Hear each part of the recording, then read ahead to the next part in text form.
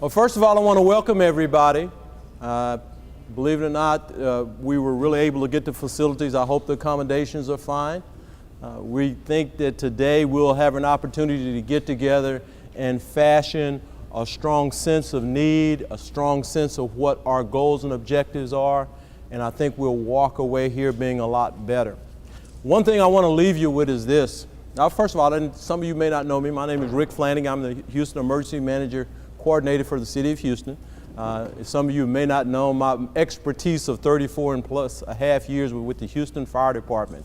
You light them, we fight them.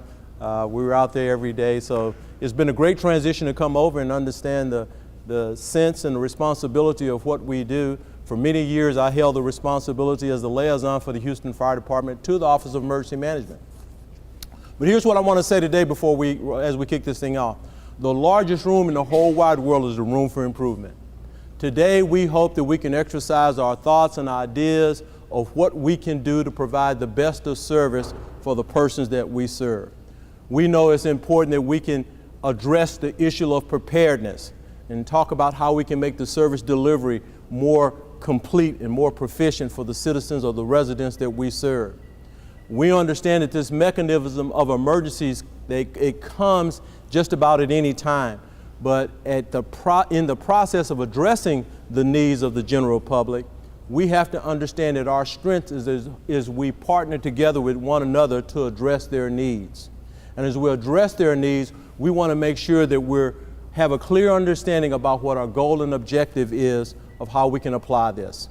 We want to make sure that we're good, or we have all the great commodities or the needed commodities that we can provide them with the service. We want to make sure that you as the experts understand what those needs are so that when we get ready to transition our help and assistance to them, that we can really do that in the most proficient manner. We want to make sure that we're good on the service delivery end. And the one thing we want to do is be a professional every opportunity that we possibly can.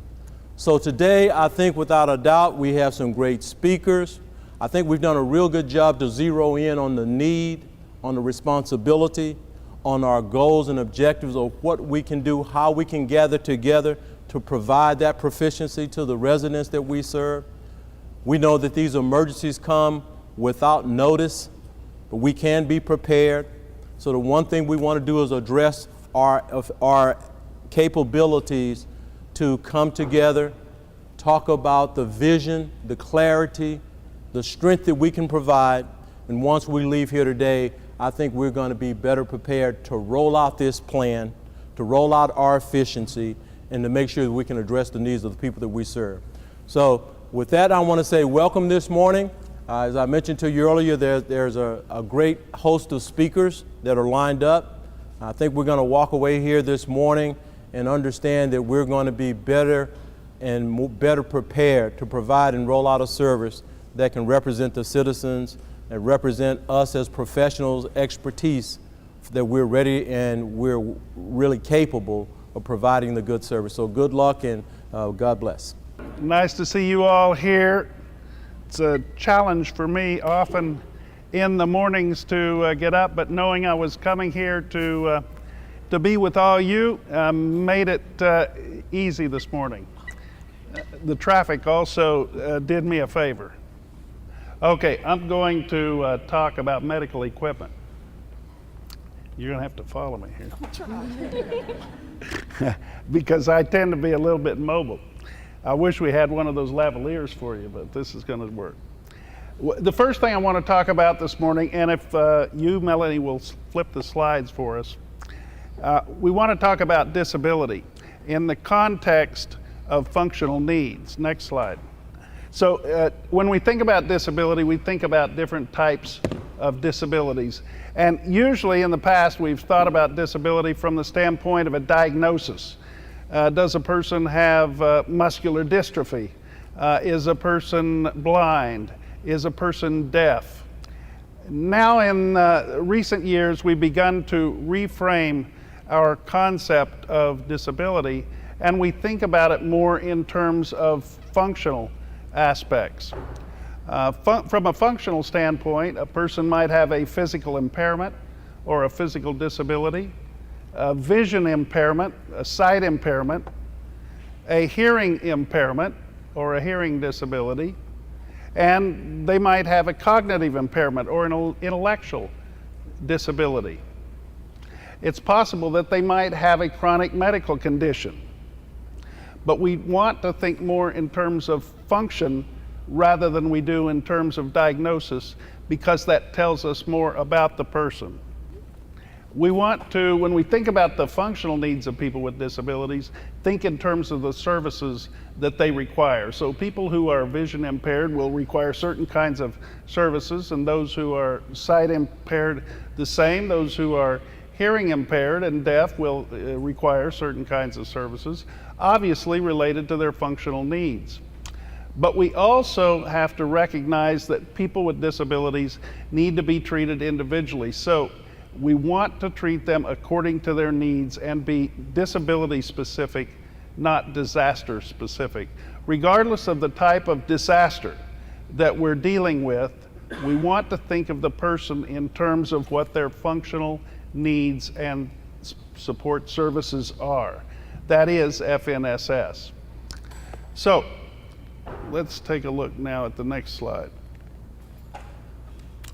Key concepts in disability. First of all, integration. We want people with disabilities to be included with everybody else. Separate is not equal, separate is not the same. Separate really creates a lot of problems. And many of you have been involved in emergency disaster preparation and response for many years. And you recall a time in which people with disabilities were segregated, put in one part of the auditorium, maybe even in a different facility. We find that that is not nearly as effective and functional as integrating people with disabilities in the whole operation. We also want to look at equal access. People with disabilities, despite their functional needs, should have access to the same kinds of services that other people do have. In regard to self-determination, often in the disability world, we think about helping people. We're kind, nice people. We want to help others. And we see people with obvious needs, people with disabilities, we want to reach out to them and help them. And sometimes that compels us to do things for them that we would do for ourselves. That's a bad approach. We need to, and I'm turning now, I'm going to dance. We need to look at the concept of self-determination real seriously. Before you figure out you're going to do something for somebody because that's what you would do for yourself, ask them what they want. Ask them what their preference is. People are different. From your own family, you might choose to do something differently than your husband or your wife or your sister or your brother. You know these people, you live with them, but you're not necessarily going to choose the same color blanket. You're not necessarily going to choose the same setting on the thermostat. And that's true for people with disabilities. Regardless of how well they can communicate their needs, they have a desire, and that desire may not be well met if you do that for them because you perceive that they have a need. So self-determination is a key to the process when we're talking about disability. Physical access, effective communications, those are pretty obvious. People with physical impairments have to be able to get back and forth, around, and where they're going. People with hearing impairments and vision impairments need to be able to effectively communicate. I'm going to turn again. You're getting a lot of exercise. Reasonable modification. Does anybody know what that means? This is supposed to be a participatory presentation here, and my dancer here is the only one that's really acting the part. Reasonable modification means you can change things in the environment to accommodate somebody with a disability as long as it's a reasonable change. And think particularly about sheltering. In shelters, very often, we keep the residents separate from many of the facilities, particularly the kitchen. Those of you who are involved in shelter management know that's a key to being able to support people for an extended period of time, is to keep them out of the kitchen. And so we have rules about that. We close the kitchen. In fact, if a person has some kind of condition, diabetic condition, for example, or another condition that has particular kinds of needs for food at a certain hour, for certain kinds of foods, for certain kinds of assistance in the kitchen, it might be a reasonable modification to allow that person to have an exceptional entrance into the kitchen. That's a reasonable modification. You do it on a certain circumstance because the need requires it, and it's reasonable. It's not an unreasonable modification. So reasonable modification is a key here too. Next slide. All right, here we go. What I'd like to do is summarize some of the best practices that we've learned over the years working with disability. We need to utilize disability specialists. And these are people who've worked with other folks that have disabilities. We need to capitalize on available disability databases, of which there are few, but the most important one is the TIRR database in Austin. You all know how to access that. We need to secure permission to use staff assigned to other programs to help us, and very often you'll find in a circumstance that involves disaster management, people from institutions, the rehab centers, the hospitals, clinics, may have people who are available to help in these disasters, and we need to collaborate with mainstream agencies. That, I think, is understood. These organizations always come out in disasters, and they come out to help after the fact.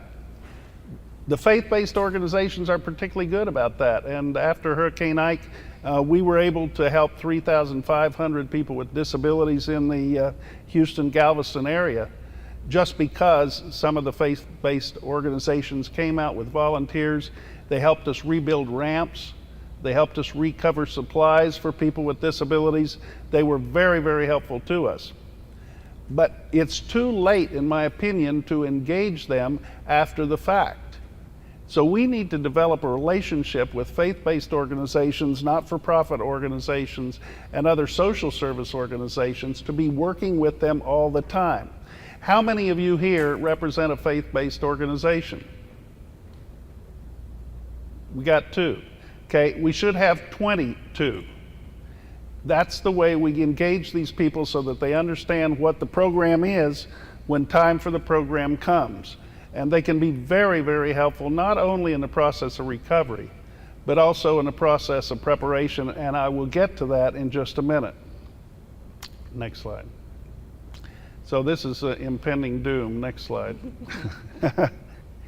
I said before that we've changed the definition of disability. We started out with a disability definition that was based on diagnosis. And then we moved to a functional definition, one that's determined in some respects by the services that a person requires. But let's go one step further and look at disability from the standpoint of what their medical equipment needs might be. And here's where things get a little more complicated than you might have thought they were in the past. Next slide. Oh, you're already there. Okay, I want to talk a little bit about medical equipment. Sometimes you'll hear that called DME. That means durable medical equipment. The providers often use that framework, DME. The organizations that sell equipment, dealers, often regard themselves as DME dealers.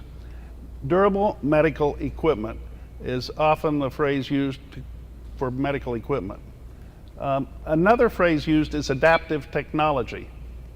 So most people with disabilities use some form of technology, and because it helps them accommodate their disability or their impairment, we call it adaptive technology. So you'll hear these words used interchangeably. Adaptive technology, medical equipment, DME, is usually person specific. That means a physician will examine an individual, they'll write a prescription, the prescription will be filled. Unlike a prescription filled with medication, this is a prescription filled by a piece of equipment or adaptive technology. So they're all person specific. The devices are often customized. There are very few generic wheelchairs sold in the United States today. The only people that buy generic wheelchairs today are airports and large hospitals. About everybody else, with the exception of Disney World, buys customized wheelchairs. Okay? These wheelchairs and other customized devices can be very, very delicate. They can be very, very expensive. Anybody have an idea of what? Well, I'll just tell you a little story. This participation thing, I've got one actor here, that's enough. I had the opportunity a few weeks ago to be with former President Bush. And you've all seen that President Bush now uses a wheelchair for mobility. And he, like many other elders in our society, has been aging, and as he ages, of course, he becomes disabled. That's a demographic that we have to understand clearly. Most people after age 80 have a mobility impairment and probably a sensory impairment as well. And many of those people have memory loss and cognitive impairments. President Bush uses a wheelchair now for mobility, and he got a new one a couple of months ago. And I had a chance to visit with him. I asked him if he wanted to race. He declined. He said to me, "Do you have any idea, Lex, how much this wheelchair cost?" And I said, "Yes, sir, I do have some idea." He said, "It's amazing to me." And I said, "Well, you know, you have a nice wheelchair." He said, "This wheelchair costs $3,600, and it doesn't even have motors on it." And he said, "I can't imagine that average people can pay that." And I said, "Mr. President, average people have to pay that, or they won't have a wheelchair." So these devices are very, very expensive. They're they're not always delicate, but they're very, very customized. And one person that has a fitted wheelchair can't necessarily sit in somebody else's wheelchair. And that's kind of an example for this whole realm of medical equipment. The stuff really now is aimed to help an individual, and it's often not interchangeable. Cochlear implants, for example, obviously can't be exchanged from one person to another. Even hearing aids are tuned to an individual's hearing. People don't understand that. They find a hearing aid, you know, somebody dies and they had a hearing aid. What happens? Family member finds that, they're going to donate it to a social service organization and give it to another person who has a hearing loss. It doesn't work. Well, I wonder why. Not the batteries down necessarily. It was tuned for a different individual. These things are very, very individualized. Sometimes they're difficult to move and very heavy, and quite often they're irreplaceable or hard to get. Now, the implication of this is when we help people with disabilities, we have to understand we're also helping them with their medical equipment. These devices become part of our lives. If you evacuate me without my wheelchair, I am no longer functional. If you evacuate a person who is hearing impaired without their assistive devices, they are sometimes not functional. If you evacuate somebody who has any kind of a chemo pump, they're likely to be at great risk unless you take their pump or their hearing aid or their wheelchair depending on what the case may be. So the implications of this medical equipment issue is much more significant than we used to assume. As a matter of fact, during Hurricane Rita, how many of you saw the photographs of the medical equipment that was piled up outside the airport there when they evacuated people? Anybody remember those photographs? They were striking, weren't they? There were hundreds of thousands of dollars worth of DME piled on those piles. And while one might say, you have to move fast, you have to get the people out of there, some of those people actually wondered, was it worth being evacuated if they lost that stuff? Because again, some of the wheelchairs that were left behind there after Rita were customized, they were very expensive, and probably irreplaceable for some of the people who had them there.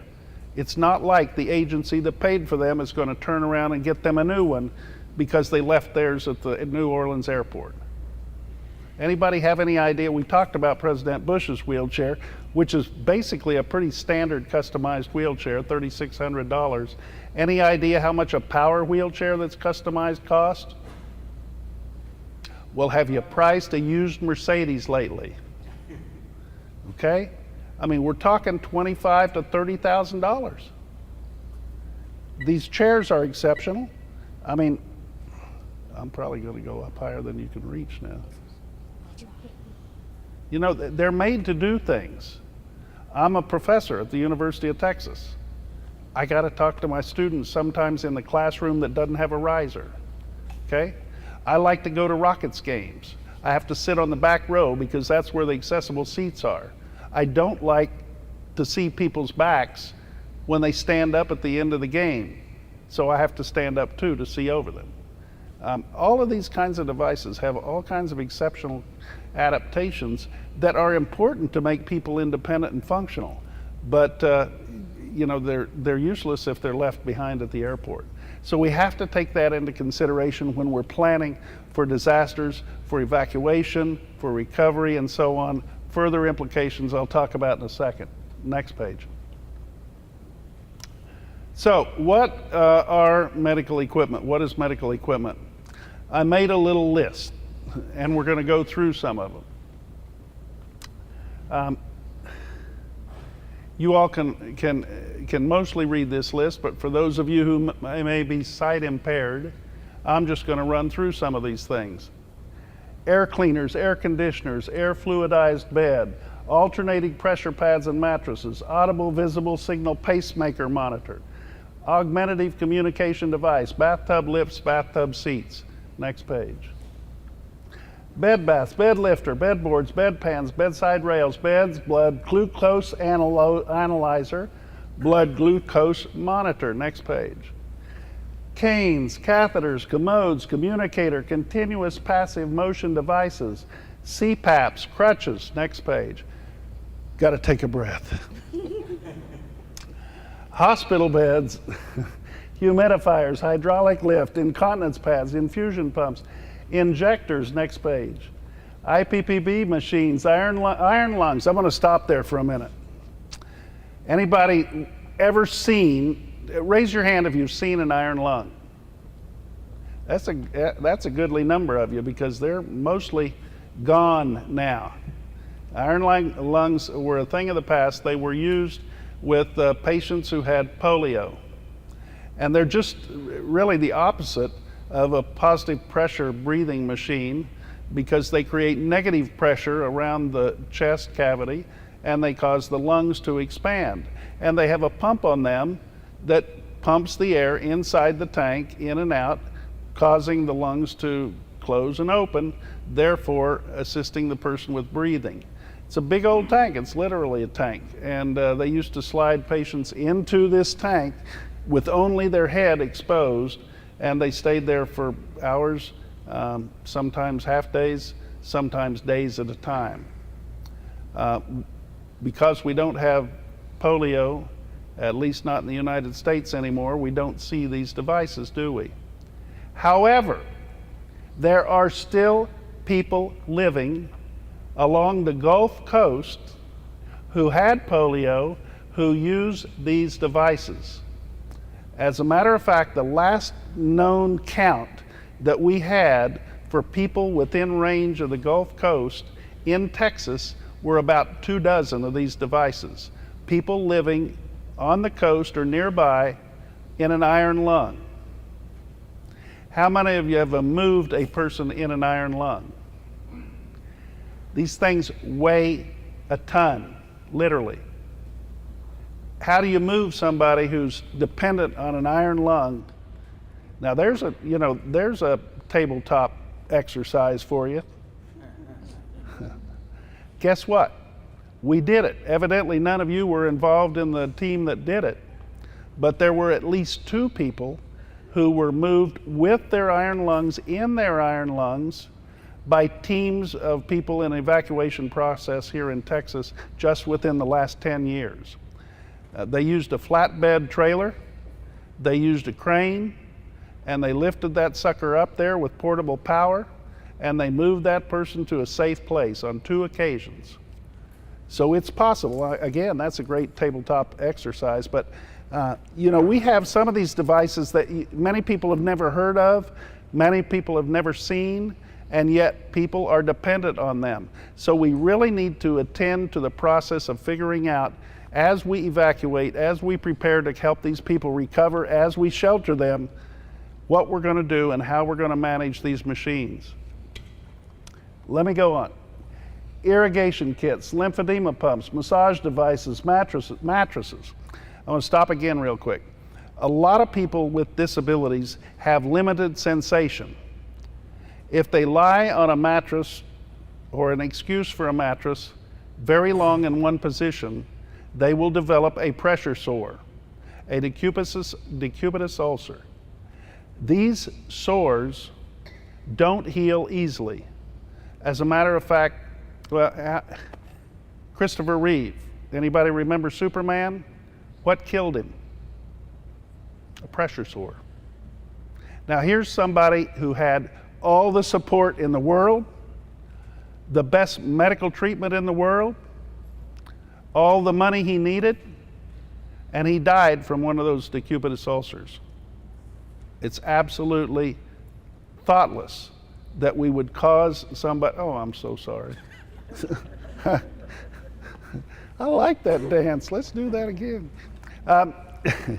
It's really amazing to me. And yet, when we shelter people who have limited sensation, we don't often take into account the fact that they're not accustomed to that mattress and it may not be suitable for them under the circumstances. So pay attention to mattresses.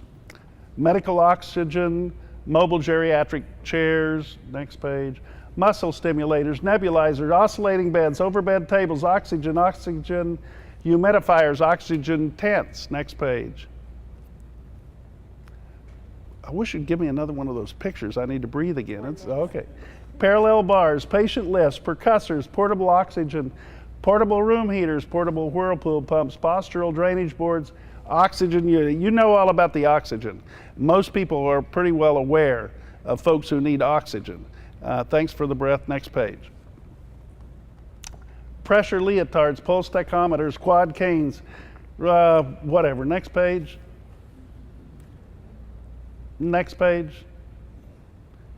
Here we got walkers and wheelchairs. Probably the most common things are going to be moving. Next page. So this is my backyard. It's not a very good slide, but this is a few days after Tropical Storm Allison.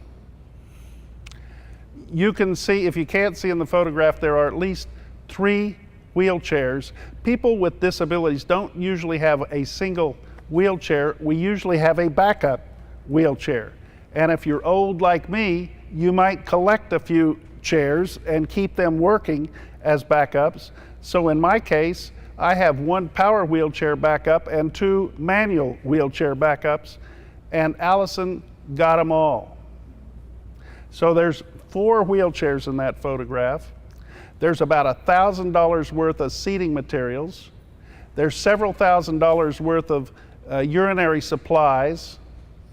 Altogether, there's about $40,000 worth of medical equipment and supplies sitting outside my house ruined by that episode with Allison. So people in disasters have issues. People with disabilities in disasters have buku issues. And this is all about recovery. I mean, it took 3 months after that for me to get another wheelchair that fit me. Thank goodness a friend of mine had a used wheelchair, an old wheelchair, that we rigged up so I could drive it around a little bit and get back and forth to my bed. But you know, when you talk about disaster, it's not only the person, it's the stuff that goes with the person, medical equipment, supplies. Next page. A few other considerations I want to mention. First of all, people who have special diet needs very often need to consider how those needs are going to be met in the face of a disaster. Next page. So this is personal, and it's personal to anybody who has a disability. It's personal to anybody who lives with them or cares for them, any family member, and it's personal for you. Next page. Evacuation and shelter equipment considerations. Encourage individuals to make and maintain inventory lists of their equipment. At the same time, encourage shelter managers to do that. You should have an inventory ready to fill out when the shelter opens, and the shelter manager should help manage that inventory. Obviously, some of these things are personal, but the shelter has a responsibility to look after them and care for them as well. Make sure that all of this equipment is in good working order and the batteries are charged. Again, this is words for the person with a disability, but we can help educate those people. And when you do educational programs, remind people that they need to have their batteries charged when a storm is coming. Remind them that they need to have some charged extra batteries in case they're away from power for an extended period of time. Remind them to make sure their equipment is all in good shape. In my case, I would not try to evacuate with a power chair if I knew I was going a long distance, because I'd be concerned about what might happen to that chair. So I'd leave it on high ground and I'd go in a manual mobile chair that somebody could help push. But because I don't use that chair very often, I want to make sure all the screws are tightened before an event occurs. Otherwise, I get in it, the back falls out, and where are we then?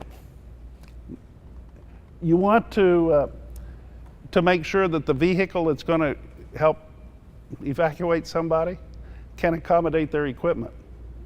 We had, in the case of some evacuations after Hurricane Rita, people coming to assist with evacuations with vehicles that wouldn't accommodate the wheelchairs of the people who needed to evacuate. So they had to pass by, leave, and go. And after all was said and done, the people were still there waiting to be evacuated. So we need to take into account the equipment devices. It's very, very important to make sure that STIR knows, that people know when they talk to 211 to put additional notes in the record about the devices they have and what they need. They have to plan ahead. Next page. We talk about go bags and we train people to use go bags, but we need to start emphasizing more for them medical equipment and devices. People sometimes, when they think of the go bag, think about clothes and food and clothing, and they forget about their devices. After Hurricane Rita, we had a lot of people downtown who needed eyeglasses because they ran off without their glasses in the middle of the night.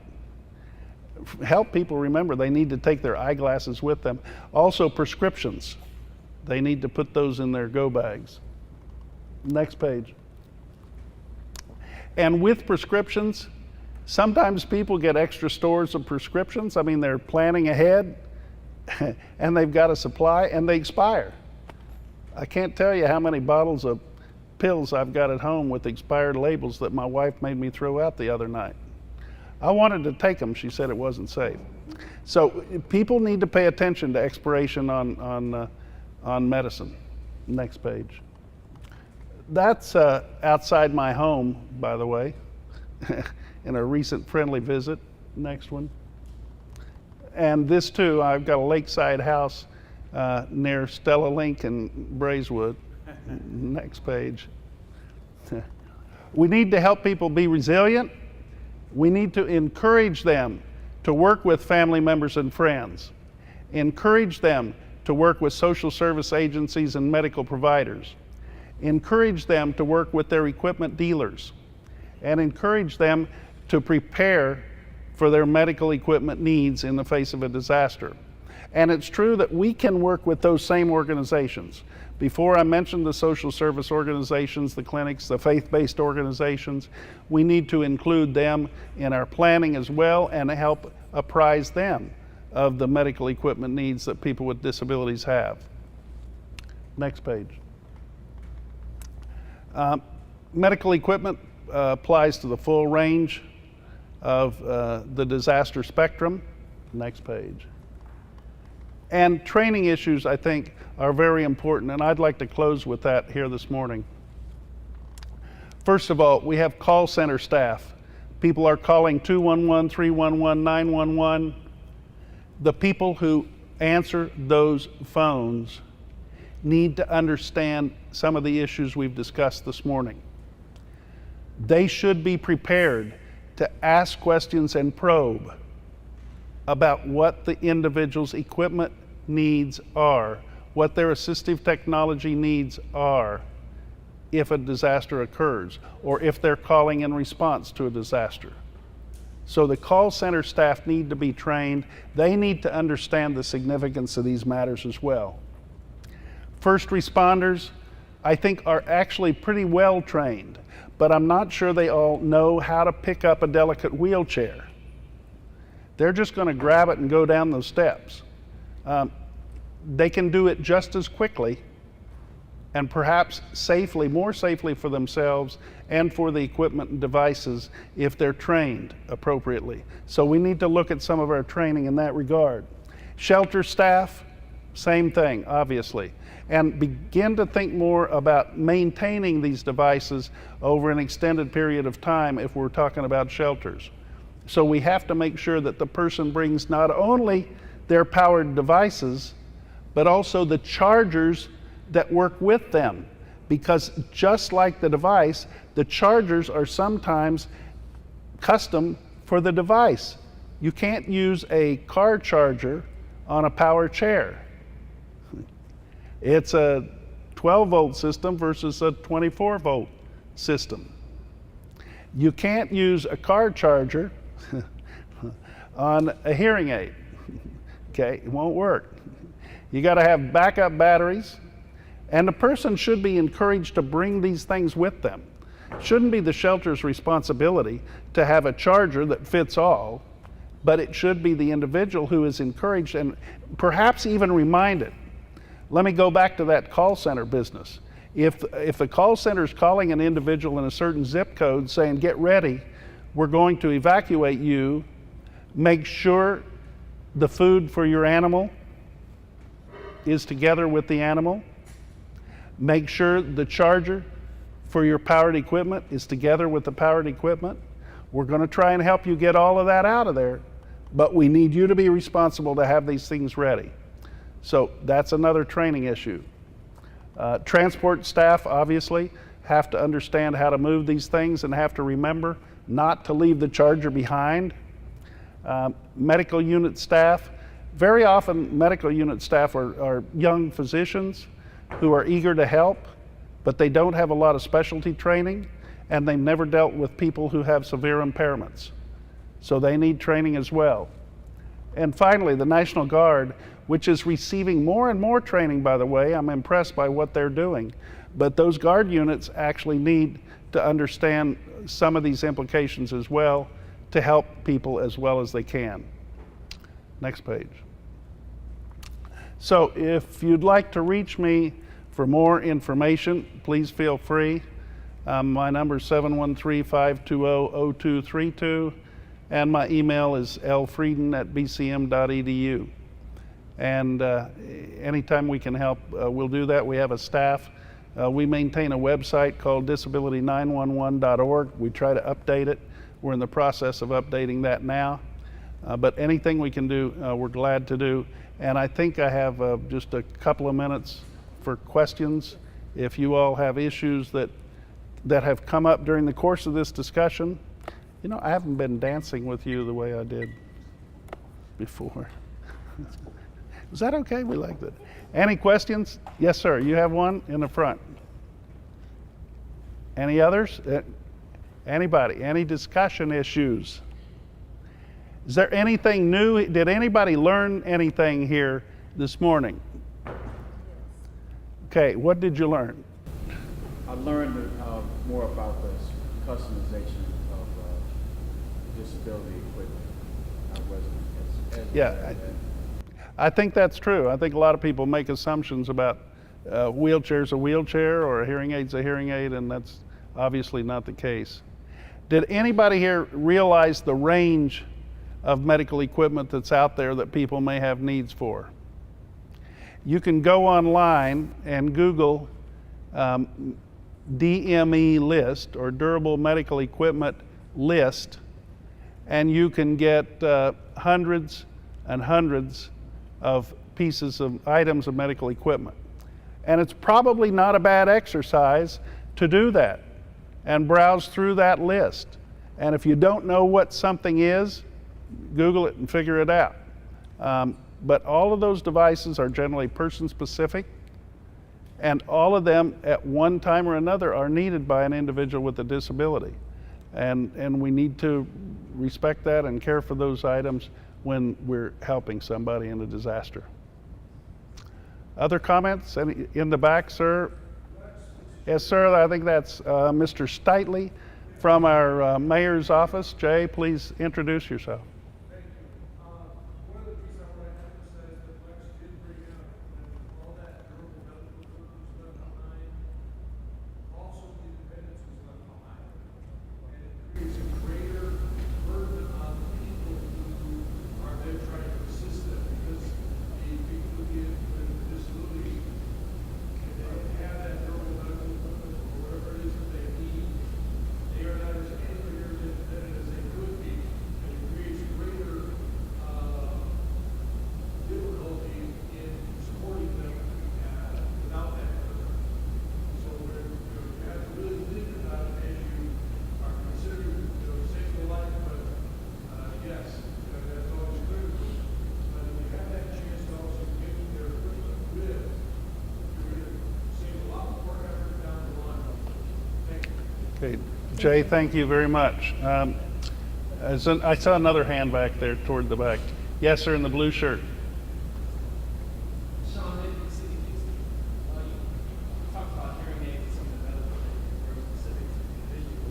So as a planner, when you're trying to set up an emergency center, how do we accommodate those things? You talked about checking. So should we have hearing aids? Should we have wheelchairs on site? You said, if we do, how do we accommodate that? You say it's I mean, that's a good question.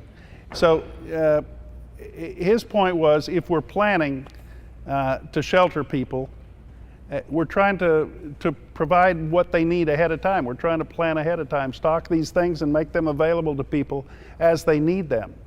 And so the question is, should we have wheelchairs and hearing aids and so on and so forth? The answer is yes and yes, or yes and no, depending on which way you're looking at it. People who have prescribed equipment and devices, and in most cases hearing aids would fit that category, need to have their own devices. So the issue there is when they're evacuated, have they got their devices with them? And be patient with them, help them get it.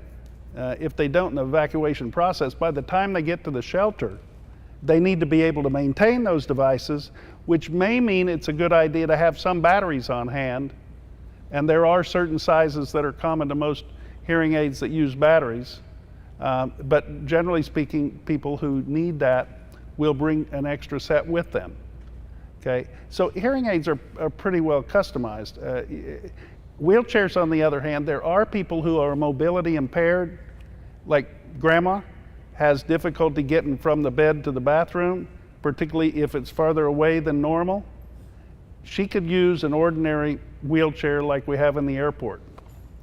And so it's a good idea to have some of those transport wheelchairs, we call them. And they are generic, and that's a good thing to plan for. But somebody who has a customized wheelchair need may not be able to use those very effectively very long. But by the way, when we're talking about wheelchairs, think in terms of wheelchairs and seating. So you need to have a pad, a reasonably decent cushion to be in that wheelchair. Too often we provide these mobility devices without thinking about the comfort of the individual that's in them, and we often cause problems if we don't. So wheelchairs, there are probably a range of medical equipment that you can stock, and there's some of those lists online, but they're pretty generic, and by and large you don't have to worry too much about that. The most important thing to be concerned about is maintaining a source of power that people can have access to charge their devices. So we wound up in some shelters with a lack of power. They had a generator for the shelter, but they didn't have enough kW to support a lot of simultaneous charging. That's important to consider when you're looking at power backup for shelters, and that's a charging access. But again, all this is useless. All that planning is worthless if the person forgets and leaves their stuff at home, or if the people who are evacuating them don't take time to get the stuff when they go. And Jay mentioned a while ago the issue of independence, but you know, some people are so attached personally to their assistive devices, and in Jay's case, he uses a dog guide named Hagar. And I don't think, I mean, Jay, would you leave in a disaster and leave your animal behind? No. So, you know, and the same answer would come from most people who are interactive, interdependent with their assistive animals. They'd rather stay and weather the course, whatever it might be, than go without their assistance. Now, I think we pretty well learned that with respect to assistive animals, but some people have the same interdependency with technology. They, you know, that's their life to them. And in fact, when it comes to medical devices like chemo pumps, that literally is their life. So if you take them without those chemo pumps, they will expire within a certain period of time simply because they are dependent on that. Other questions, comments, suggestions? If not, I want to thank you all for your kind attention. I want to thank my dancers, and I want to thank Melanie for putting this together. Have a great day.